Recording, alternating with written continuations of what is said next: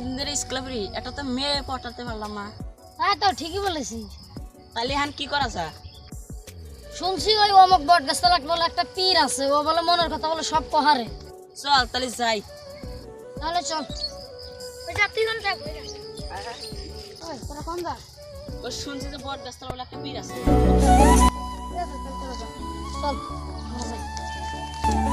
চল খাজা রে জোরে মার।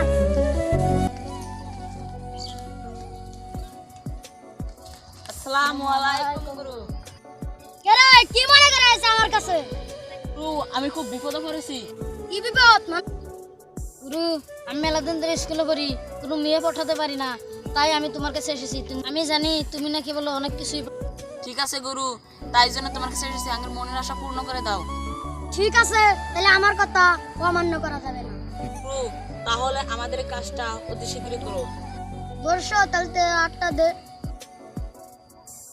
কি তাহলে তুই অনেক বিয়ে করাতে চেষ্টা করতে পারিস না? হ্যাঁ গুরু, তাহলে আমার। ঠিক আছে, তাহলে আমার কাছে এতদিন কোনো সমস্যা নেই। তাহলে আমরা কি করব গুরু? এই নে দুটা ফুল, দুজনে নে। তাহলে এই ফুল দিয়ে কি করব গুরু? এই ফুল দুজনে নিয়ে বালিশের সাথে রেখে দিন, তবে দেখবি এই সমস্যা সমাধান। তাহলে আমরা আসি। ঠিক আছে, তাহলে মনে আশা পূর্ণ কর। তো যাই এখন।